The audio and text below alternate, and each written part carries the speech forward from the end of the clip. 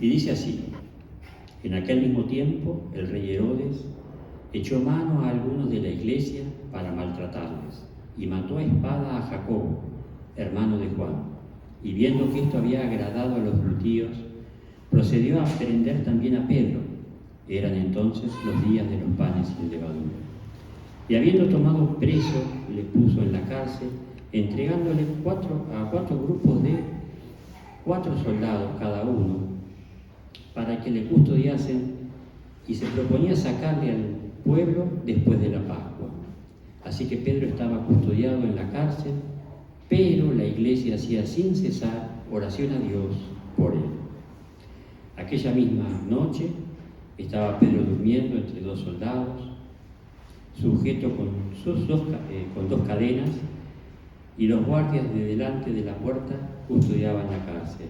Y he aquí que se presentó un ángel del Señor, y una luz resplandeciente en la cárcel, y tocando a Pedro en el costado, le despertó diciendo: levántate pronto.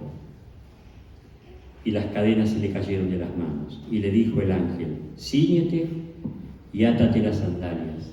Y lo hizo así. Y le dijo: envuélvete en tu manto y sigue. Y saliendo le seguía. Pero no sabía que era verdad lo que hacía el ángel, sino que pensaba que veía una visión. Y habiendo pasado la primera y la segunda guardia, llegaron a la puerta de hierro que daba a la ciudad, la cual se le abrió por sí misma, y salidos pasaron a una calle, y luego el ángel se apartó de él. Entonces Pedro, volviendo en sí dijo: ahora entiendo verdaderamente que el Señor te ha enviado un ángel y me ha librado de la mano de Herodes, y que todo lo que el pueblo de los judíos esperaba. Y habiendo considerado esto, llegó a la casa de María, la madre de Juan, el que tenía por sobrenombre Marcos, donde muchísimos estaban reunidos orando. Cuando llamó Pedro a la puerta del patio, salió a escuchar una muchacha llamada Rodé, la cual, cuando reconoció la voz de Pedro, de gozo no abrió la puerta, sino que corriendo adentro dio la nueva de que Pedro estaba en la puerta. Y ellos le dijeron: ¿estás loca? Pero ella les aseguraba que así era. Entonces ellos decían: es un ángel. Mas Pedro persistía en llamar, y cuando abrieron y le vieron, se quedaron atónitos. Hasta aquí la palabra del Señor. Vamos a hablar o a meditar un poco esta mañana sobre la oración. Y para empezar, quiero leerles algo que buscando y leyendo encontré sobre un hermano que escribió sobre la oración, que me parece que da un concepto muy grande de lo que es la oración en nuestras vidas. Y dice así: es una conversación que tenemos con el Señor, y Él está dispuesto a hablarle a nuestro corazón acerca de cualquier tema que querramos abordar, porque su meta es que le escuchemos para que nos dé una dirección clara, buena, justa y sabia para la vida, y así seamos quienes Él planeó que fuésemos al crearnos. Dios se interesa de manera genuina y real por todo lo que nos interesa en la vida. Y después, en 2 frases separadas, puso: a Dios le interesa nuestro pecado, sí, para que lo dejemos. Se interesa por lo bueno que hacemos, para premiarnos. Este concepto de oración en el cual nos está marcando que la vida de oración que nosotros tenemos va a ser lo que nosotros somos como cristianos. Y ahora vamos a entrar en tema con respecto al pasaje leído. Herodes, este Herodes es hijo del Herodes que mató a Juan el Bautista. Apresaba a los cristianos, a los de la iglesia primitiva, los torturaba, los maltrataba. quiero suponer que hasta ese momento los liberaba después. Pero algo pasó que mató a Jacobo, al hermano de Juan, a espada, como dice el pasaje.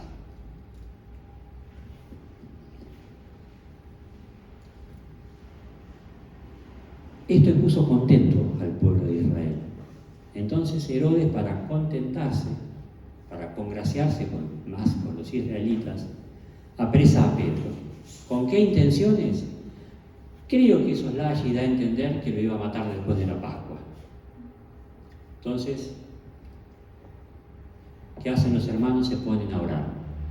Y tenemos 2 versículos en este pasaje que nos hablan de la oración que hacían los hermanos. Pero uno de ellos llamativamente pone 2 palabras, que son de las que vamos a hablar esta mañana, que no están en el otro, que son el versículo 5 y el versículo 12. El versículo dice así: Pedro, que estaba custodiado en la cárcel, pero la iglesia hacía sin cesar oración a Dios por él. Y en el versículo 12 dice nada más que Pedro había llegado a la casa de la madre de María, en la que tenía por sobrenombre Marco, en la casa de Juan, donde tenía por sobrenombre Marcos, donde muchos estaban reunidos orando. Y dice nada más que la palabra orando. ¿Por qué digo esto? Porque vamos a prestar atención a esas 2 palabras que están anotadas en el versículo 5, que dicen sin cesar y a Dios. Ustedes me dirán, sí, a Dios es fácil. Si no hubiese estado a Dios, significaría lo mismo para nosotros, porque ¿a quién otro van a orar? Miren, si está, es por algo. Y muchas veces no oramos a Dios, sino oramos a un no Dios, por decirlo de una manera, un ídolo. Y vamos a ver en esta mañana 3 cosas que veo yo cuando no oramos a Dios. Lo primero son los no creyentes, que es lo más fácil, porque los no creyentes no van a la iglesia, no tienen relación con Dios, no hablan de Dios, no leen la Biblia. Entonces ellos, cuando tienen un problema y algo les pasa o algo les aqueja, un problema económico, de salud o algo, enseguida hacen una cadena de oración, enseguida van y piden oración, sobre todo a nosotros. Vos que vas a la iglesia, ¿no les ha pasado? Y cuando el problema es solucionado, si es solucionado como ellos pensaban, qué suerte que tuve. No dan gracias a Dios. Y si no es solucionado como ellos querían, viste que Dios no existe. Esa es la actitud que tiene el no creyente con respecto a Dios. ¿Por qué es esto? Nosotros fuimos creados a imagen y semejanza de Dios, y nosotros tenemos que irnos asemejándonos a Dios. Pero ellos lo que hacen es crear un Dios a su imagen, a su semejanza, y para decirlo directamente, a su pecado. Un Dios que acepta su pecado, que acepta su vana manera de vivir, y ellos viven tranquilos con una conciencia adormecida. Pero esto es hablando de los no creyentes. Y ahora a mí se me complicó. ¿Cómo hago para explicar esto mismo en los creyentes? No hizo falta más que leer dos carillas del Antiguo Testamento. Voy a dar 3 ejemplos de qué pasa con los creyentes en algún momento. El pueblo de Israel estuvo 400 años esclavizado en Egipto.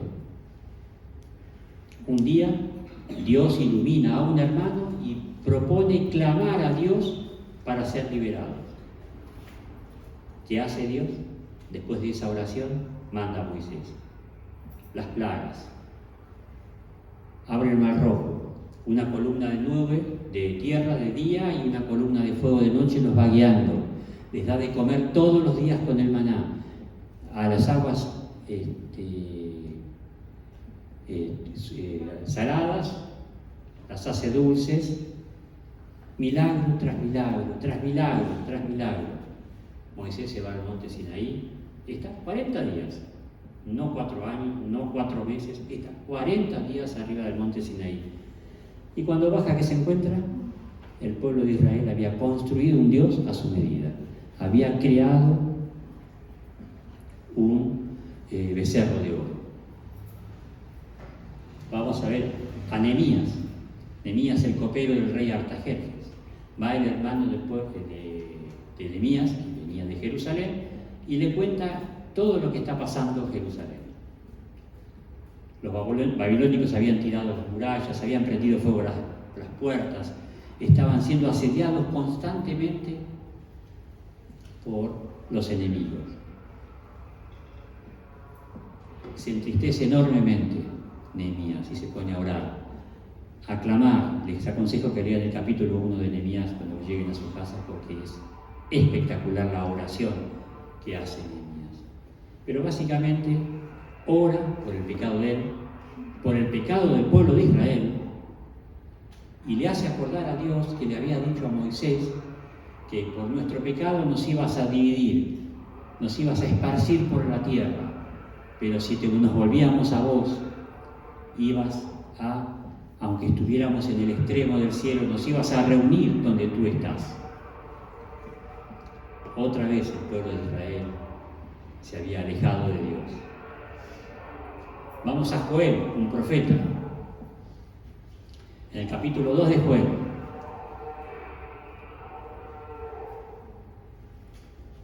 Dios le dice a través del profeta al pueblo de Israel: convertíos al Señor tu Dios, otra vez os digo, convertíos. Y le da muchas explicaciones, y el pueblo de Israel estaba pasando hambre, estaba pasando necesidades, y Dios le dice, a través del profeta: si se vuelven a mí, yo os devolveré todo lo que les comió la plaga, las 4 tipos de plagas que le habían comido toda la cosecha al pueblo de Israel. Y Dios le dice a través del profeta que si se vuelven a Dios, Él le va a devolver todo lo que se comió la plaga y van a dejar de tener necesidades. Una y otra vez el pueblo de Dios se alejaba de Él. Nosotros no estamos exentos de eso, salto del Antiguo Testamento a nosotros. Nosotros no estamos exentos de eso. Probablemente no con el conocimiento que tenemos, que es mucho mayor que el de ellos, no nos vayamos a una idolatría. Yo conozco hermanos de la iglesia que se fueron y se hicieron budistas. Probablemente no nos vayamos todos tan al budismo, pero sí lo que hacemos es empezar a dejar de orar, empezar a dejar de leer la Biblia, empezar a dejar de alejarnos de la iglesia, y poco a poco vamos dejando a Dios de lado. Tal vez porque un día nos levantamos cansados y no oramos y no pasó nada. Entonces al otro día, bueno, vamos a dormir un ratito más, no pasa nada. Y poco a poco vamos espiritualmente enfriándonos, alejándonos de Dios. Y cuando nos queremos acordar, le puedo asegurar que es muy difícil, porque lo digo por experiencia. Lo que estoy contando no es que me lo contó nadie, lo he vivido yo. Es muy difícil volver, cuesta mucho. Ahora, entonces, ¿cómo sabemos que adoramos al Dios vivo y verdadero? ¿Cómo nos damos cuenta? ¿Y cómo hacemos para perseverar en ese adorar a Dios, no alejarnos? La verdad que leyendo la palabra encontré, y basándome en lo que dije antes, de que nosotros tenemos que acercarnos a Dios porque Él nos creó a su imagen, nosotros tenemos que buscar la imagen de Él. La palabra de Dios dice la palabra imitar. Y yo lo veo, después de leer los 6 versículos, que los voy a leer muy rapidito, solamente la parte que nos interesa, que la única manera de perseverar en el camino del Señor y en el Dios vivo y verdadero es a través del discipulado. Bien. ¿Qué pasa en el discipulado? El discípulo aprende la Biblia, aprende la manera de vivir. Y después voy a decir qué le pasa al discípulo, al discipulador, que también es muy importante. 1 Corintios 11:1, es un versículo muy conocido. Dice, sed imitadores de Dios como hijos amados. Filipenses 3:17, hermanos, sed imitadores de mí y mirad a los que así se conducen. 1 Tesalonicenses 1:6, vinisteis a ser imitadores de nosotros y del Señor. 1 Tesalonicenses 2:4, vinisteis a ser imitadores de la iglesia de Dios. Hebreos 6:12, sino imitar a aquellos que por la fe y la paciencia heredarán las promesas. Miren, hermanos, como podemos ver acá, la única manera de servir a Dios, de seguir al Dios vivo y verdadero, es a través del discipulado y no un discipulado inicial. Yo voy a comentar después, un poquito más adelante, el discipulado que tuve yo cuando me convertí, cuando acepté al Señor. El discipulado inicial es muy importante, pero tiene que haber un discipulado, un seguimiento posterior a eso. Ahora, en el discipulado se benefician los dos, el discipulador y el discípulo. El discípulo aprende, como dije antes, la Biblia, a vivir, a relacionarse con los hermanos, a relacionarse con Dios, cómo compartir la palabra. Pero ¿saben qué aprende el discípulo, el discipulador? A no olvidarse del primer amor.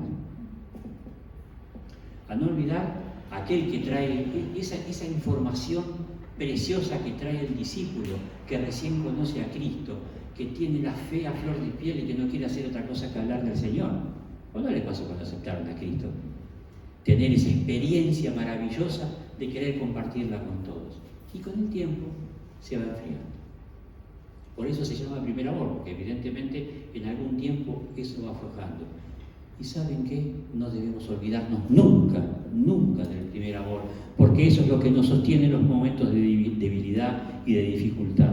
Por eso es necesario discipular y ser discipulados. Todos los necesitamos, no importa cuántos años tengamos en la iglesia, no interesa. Todos necesitamos discipular y ser discipulados. ¿Por qué? Miren, el pueblo de Israel lo hacían de palabra, transmitían de boca en boca todas las experiencias que Dios les había dado hasta ese momento. Y por eso, gracias a Dios, tenemos la Biblia. Nosotros tenemos la posibilidad de leer la Biblia, orar y poder vivir una vida con el Dios vivo y verdadero. A ese Dios hermoso al que le estábamos cantando estas preciosas canciones, que realmente hacen y marcan nuestra vida espiritual, y hacen y marcan la vida espiritual del otro. ¿O creen que no nos marcó la vida a nosotros, las músicas, las canciones, la elección de las canciones, el tiempo que ellos se tomaron para trabajar? Eso ha sido de bendición para nuestras vidas. El Dios vivo y verdadero. Oraban sin cesar a Dios. Ahora, vamos al sin cesar. Si nos remitimos estrictamente a lo que el texto bíblico dice, un hermano tiene un problema, la iglesia se reúne a orar por este hermano y no hace otra cosa que orar. Para mí, sin cesar es estar en un lugar orando solamente por el problema de este hermano.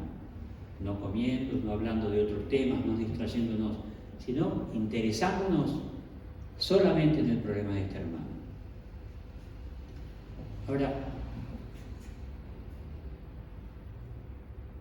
sin cesar para mí significa también en todo tiempo y lugar. Y eso fue lo que a mí me enseñaron. Hace 40 años debo reconocer que con el tiempo lo fui dejando. Pero este tema, preparando este tema, volvió a mi corazón. Dice, ¿vos te levantás a la mañana y das gracias a Dios? Sí. ¿Y orás por los alimentos? Sí. ¿Y orás un ratito? Sí, un rato en la Biblia del oro, leo un rato la Biblia, y a la noche sí, doy gracias a Dios por el día y voy a dormir. Estás en problemas. Estás en problemas. Cuando queremos tener una relación con Dios, tenemos que levantarnos y orar, dando gracias por la noche y gracias por levantarnos bien, con salud. Tenemos que orar. Cristo no nos acompaña todo el tiempo a nosotros. No está todo el tiempo con nosotros a través del Espíritu Santo. Entonces debemos ir al colectivo y agradecer a Dios por el colectivo, agradecer por bajarnos y que nos chocó. Ir al trabajo y pedirle a Dios que nos guíe en el trabajo. Y así estar todo el día, estando con Dios en todo momento. Imagínense ustedes 2 personas caminando, juntas, 2 amigos, todo el día juntos, caminando, sin dirigirse la palabra. ¿Cómo se sentirían? ¿No decimos que Dios está con nosotros todo el tiempo? Cada cosa que hacemos, yo vengo de una iglesia, está en Villa Ballester, donde los hermanos, yo realmente debo reconocer que con el tiempo lo fui olvidando, pero recuerdo que los hermanos iban a comprar un par de zapatos y oraban porque Dios los guía a comprarse esos zapatos. Es algo maravilloso, esa relación con Dios. Y también tenemos que estar concentrados, y esto tenemos que aprender a estar concentrados cuando oramos en el colectivo, cuando oramos en casa, cuando oramos en el momento que oremos. Hay una fábrica que tenía un sector que los viernes dejaba de rendir, rendía menos, para ellos dejaba de rendir, rendía menos. Entonces del sector de recursos humanos empecé a investigar.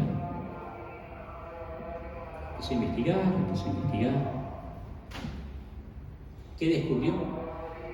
Que el grupo de ese sector, a la noche, los viernes, se iba de parranda, iba a tomar, a comer, y los viernes entraban, y lo único que les interesaba a ellos era salir para ir a tomar y comer. Entonces su mente estaba concentrado en lo que iban a hacer después de trabajar. Esa distracción muchas veces nos pasa cuando oramos. ¿No les pasa? Voy a usar una expresión que por ahí para ustedes no es muy conocida, pero empezar a orar y terminar en la luna de Valencia. Empezar a orar y terminar pensando en cualquier otra cosa menos en lo que estamos queriendo orar.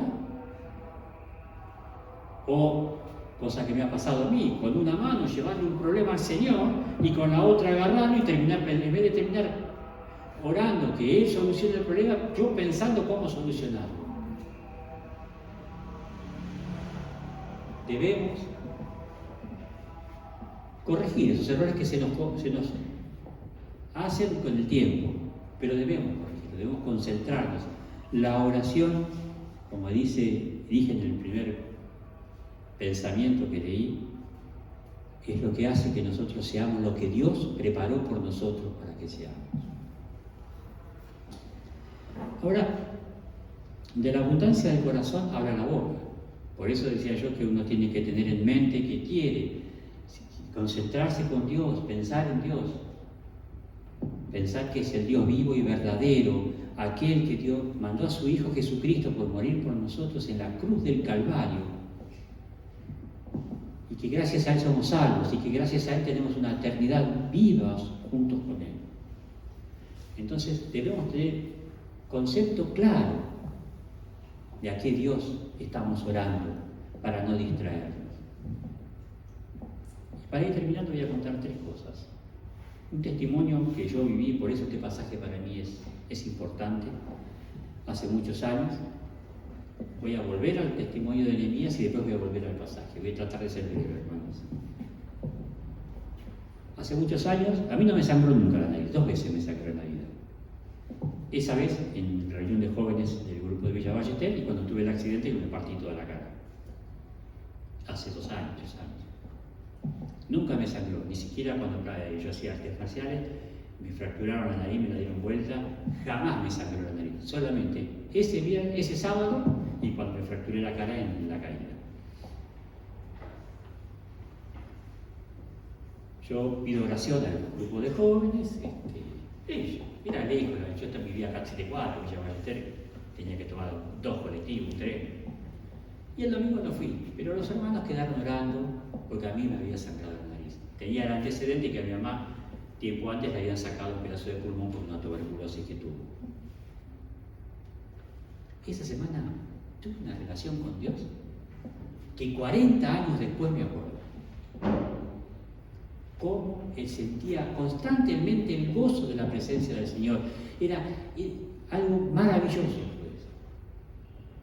Yo estaba trabajando, yo me fui a la iglesia, pero el domingo no fui a la iglesia, pero yo seguía trabajando. El jueves llaman por teléfono. Para los que son más jóvenes, hace 40 años, pedir un teléfono tardaban años en dártelo. No te lo daban en 20 minutos. Y no cualquiera podía tener teléfono, no cualquiera podía pagarlo. Y era otra situación, no había tanta comunicación como ahora. Me llaman al trabajo, atiendo yo. Hola, mirá, sí, yo quería hablar, preguntar por Vicente, si sabía algo. ¿Qué haces, Raúl? ¿Cómo te va? ¿Vicente? Me dice Raúl. Sí. ¿Qué haces ahí? ¿Cómo que hago acá? Estoy trabajando. Bueno, estuvimos charlando y me explicó que los hermanos pensaron que yo estaba internado, más muerto que vivo, y que estaban muy angustiados y que estuvieron orando por mí toda esa semana de una manera muy especial.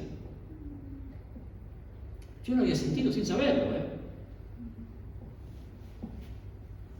No, Raúl, yo estoy bien, gracias a Dios, les agradezco mucho. Y bueno, el sábado lo volvimos, cuando fui el sábado a la iglesia lo hablábamos. Pero este hermano me dijo algo muy sabio. Me dice, Dios te sanó antes que te enfermaras, por las oraciones que íbamos a hacer los hermanos. Y creo que es verdad. Y creo que es verdad. Dios había hecho un milagro por las oraciones de mis hermanos. Vamos a Nehemías, copero del rey Artajerjes. Se entera de esta noticia, como le nombré antes, se entera de esta noticia, se entristece, está orando de día y de noche sin cesar, ora por los pecados de él y de Israel. Está muy triste, muy angustiado, como era copero del rey, estaba en contacto directo con el rey constantemente. Entonces el rey le dice, ¿estás enfermo? No. Entonces, ¿por qué estás tan triste? ¿Sabe qué hace Nehemías? Antes de explicarle nada al rey, ora a Dios delante del rey y después le explica el problema que tenía su pueblo amado.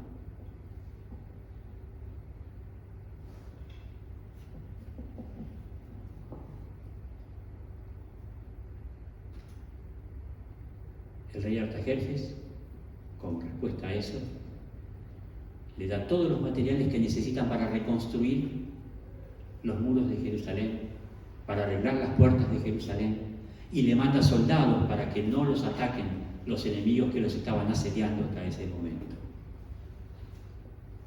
Para no extenderme tanto, 140 años estuvo Israel con los muros caídos, desde que los babilónicos lo atacaron hasta el momento de Nehemías. ¿Saben después de esa oración en cuánto tiempo lo reconstruyeron? Por la gracia de Dios, por la iluminación de Dios, a un hombre que oró. ¿Tienen idea? 52 días. 52 días. Miren qué importante es orar a Dios. Ahora, volvamos al pasaje. Los hermanos se juntan a orar sin cesar a Dios por Pedro. Pedro es liberado milagrosamente, como hemos leído. Va a la casa de María y los hermanos se asombran, casi que ni lo quieren abrir. No es Pedro. ¿Qué pasaba? Los hermanos estaban orando por Pedro, pero sabían y estaban seguros que Herodes lo iba a matar después de las Pascuas. Y oraban igual. Y Dios lo liberó. Y Dios hizo de Pedro lo que fue, el gran hombre que era de Dios, y sirvió hasta que Dios dijo que se tenía que ir con él. Miren, hermano, lo que estoy queriendo decir en esta noche, esta mañana, perdón, esa es la estructura mental mía. Lo que estoy queriendo decir en esta mañana, que este pasaje nos enseña algo maravilloso. Yo necesito de la oración de todos ustedes. Yo la necesito, mi vida la necesito. Y cuando la hermana preguntó si hay una necesidad, nadie se levanta, pero ¿sabe qué? Todos tenemos necesidades para entregar ante Dios. Y esto da un nuevo concepto a nuestra vida cristiana del orar los unos por los otros. Imagínense la vida de cada uno de nosotros, si cada uno de nosotros tiene una iglesia orando por él. Imagínense si todos oramos por todos, todos los días, y tenemos una oración como la de Nehemías. No hay que nombrar a cada hermano en particular, hay que orar por la iglesia de Barrio Norte, por las autoridades, por los pastores, por los que trabajan, por los que sirven. Hay que orar por los hermanos que se fueron, por los que tienen problemas familiares. Hay que hacer oraciones por toda la iglesia, como hacía Nehemías. Ahora, si toda la iglesia la hace, que sea general. ¿Por qué? Porque Dios sabe que está en nuestro corazón y Dios sabe la necesidad de cada uno de nosotros. Ahora, yo les propongo este reto, que empecemos a orar, que empecemos a clamar a Dios los unos por los otros. Y dejemos que Dios nos sorprenda de cuántos hermanos pueden volver a la iglesia que se fueron, de cómo va a cambiar nuestra vida espiritual, cómo va a cambiar nuestro servicio. Que Dios nos sorprenda de la salud de los hermanos que están enfermos, de la salud de las enfermedades que tienen enfermedades congénitas, de la liberación de nuestros familiares, liberación espiritual de nuestros familiares, de los familiares que son inconversos.